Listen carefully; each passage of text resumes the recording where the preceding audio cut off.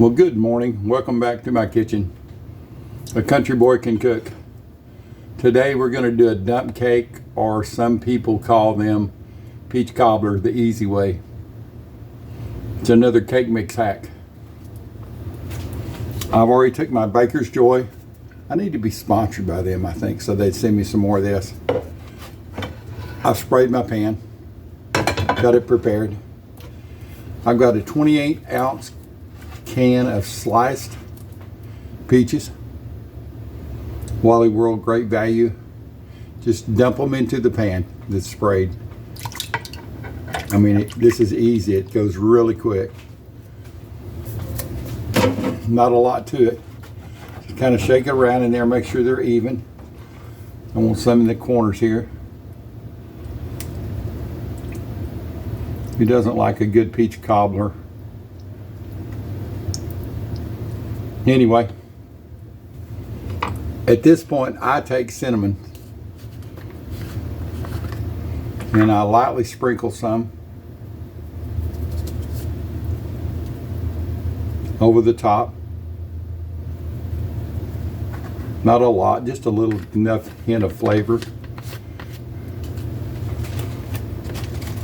Take your white cake mix. It's a great value. On sale sometimes for 90 cents a box. Perfect deal. And you want to take and sprinkle this.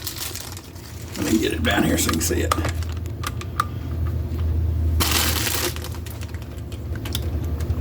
Get my redneck camera tripod to working. You want to sprinkle this over the peaches. Do not mix it in. I fixed this many times. Just make sure that the cake mix is covering all the peaches, but do not stir it in. Let me turn it around, make sure here. Oh yeah, there's some hiding over here.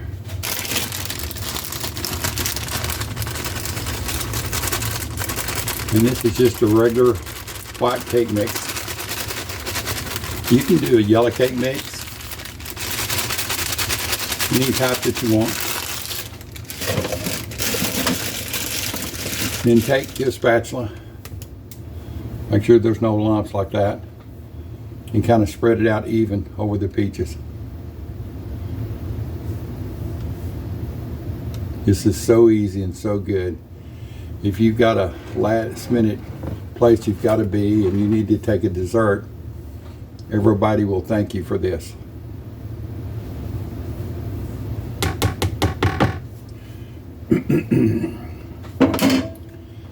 Then take 1 stick of butter.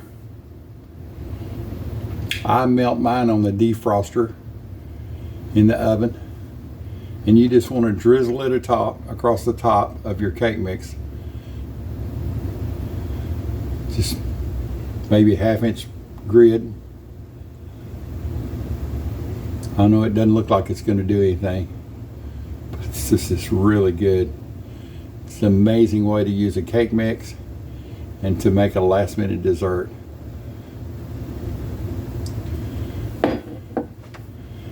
I touch it with a little bit of cinnamon, not a lot, because it will, just a touch. Just to gild the lily, as they say. I've got my air fryer on bake.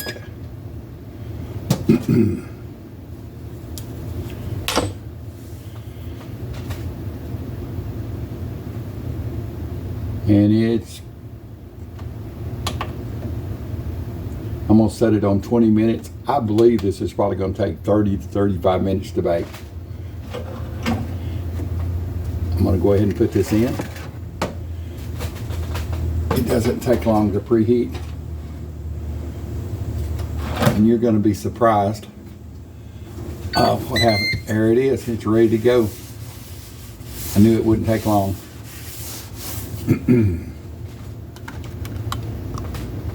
Technology, really good. This air fryer, I use it for a lot of things.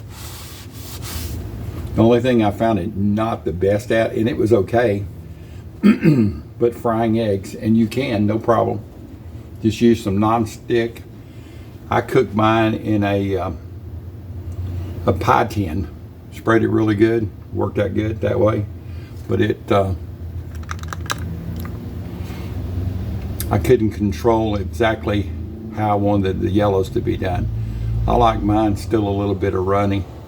A lot of people don't. So, but it will do it if you have to. These things would be great if you were in a dorm and weren't having a regular stove in there. You can cook almost anything in these air fryers. This one, only thing I've run across is the height. I cooked some bell peppers in it, stuffed bell peppers, and I had to lay them on their side and cut them lengthwise instead of get the tops off. But they did okay. It tasted wonderful once they got through. So technology is really good, and it's come a long ways. I was talking to a friend of mine about a recipe this morning. He's from the same town as me, Argyle, Texas. He's younger, and he lives in Sweden. And we were chatting online about food. And I reminded him of years back when he was just a baby and I was 15 or 16 years old. We had our phone line, and it was a party line. There was about 6 or 7 houses on that party line. So you could just pick it up and you could tell somebody was talking because you could hear them. And if you need to make an emergency phone call, you just said, look, I need to make a call, and they would hang up and you could redial. And of course, as a kid, 14, 15 years old, not that I would ever do this, but someone figured out how to hold down the receiver and ease it up, and you could listen to the conversation. Not that I ever did that. Not that any of my friends ever did that. But I've heard that, though. But anyway, we were talking about how things have changed, and now on my cell phone, starts a mobile, my cell phone, I'm chatting with Sweden in real time, back and forth, no lag between our chat. So things have come a long way since I was a kid. Most of it for the good, some not so good. Anyway, I will be back here in about 18 minutes. It's 17:05 now. When this thing is closer to being ready, I'll check the top. The peaches are done. They're cooked when they're in there. All you have to do is get the top cooked. So it's the first time I've ever done a dump cake in this. Lots of other cakes with cake mixes. So I'll be back in just a little bit.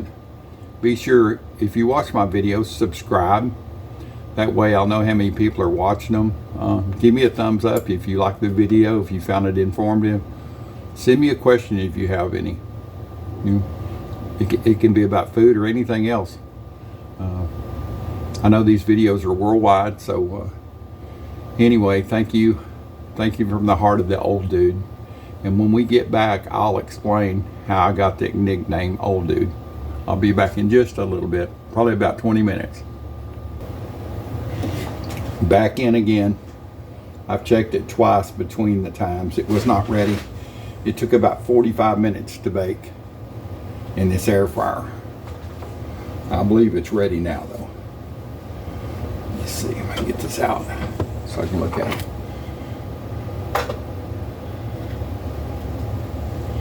Yeah, the crust is brown on top. It's ready. It's always fun getting these things out of this.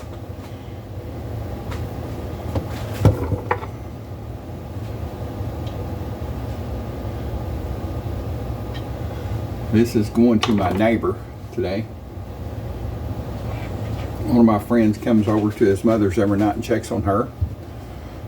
And if I'm baking something new, I call him and let him know to come over and be my test dummy.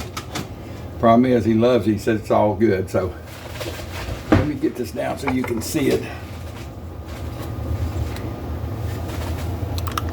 Here's what she looks like. It's got a little bit of shadow on it. Cinnamon, peach, cobbler, or dump cake is what it's known as. It's a little bit crusty, which is good. And you don't have to use peaches. You can use any kind of fruit. Blackberry, blueberry. Like I said, you can use a yellow cake mix, white cake mix. It does not matter if that's up to you. Turn this off here. When it goes off, it goes and lets you know it's still hot on the outside, but not bad. I mean, you can put your hand on it. It's not that hot. So anyway, I hope you enjoy my videos. I'm sure not a professional at this. I'm just an old dude. And I was going to tell you how I got that name. I got that name, I was about 24 years old. I was in high school. I made a pact with a buddy of mine. This is in the mid-60s. They were going to join the Marines or the Army together. By the time it came around, he joined. I decided not to. I decided to go to college, got married. He was killed in Vietnam by enemy fire. And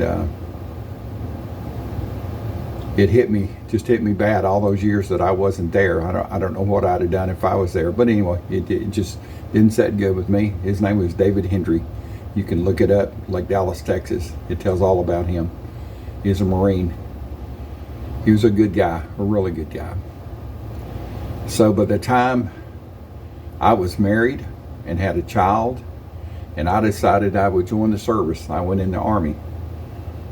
Well, first thing I get into basic, the drill sergeant's about my age, and the rest of these recruits are 16. Some of them, you know, got their parents to sign for them, 16, 17 years old in the service, in the Army, U.S. Army, up in Fort Knox, Kentucky, Armor Division. And one of them looked at me one day and said, "Hey, you're an old dude."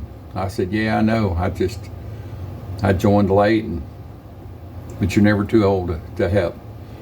So anyway, the whole platoon started calling me old dude, and that stayed with me. After I was out of the service, some of my buddies heard about it, and through the years, they just called me the old dude, even though at one time I was a younger old dude, but I'm still the old dude.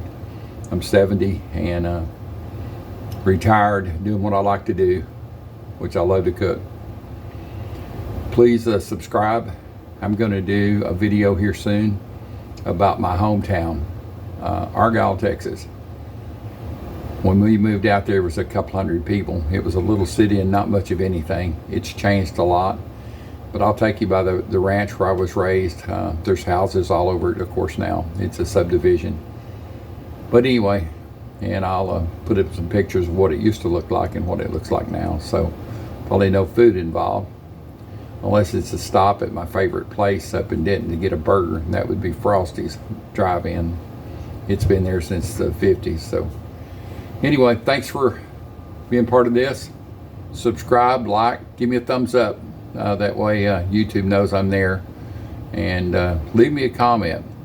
I want to see how far my videos are getting out to. I know some people around the local area, 15 or 20 miles away, are looking, because I see their comments and stuff. But leave me a comment. Let's see how far my videos are reaching. So thank you very much. See you next time.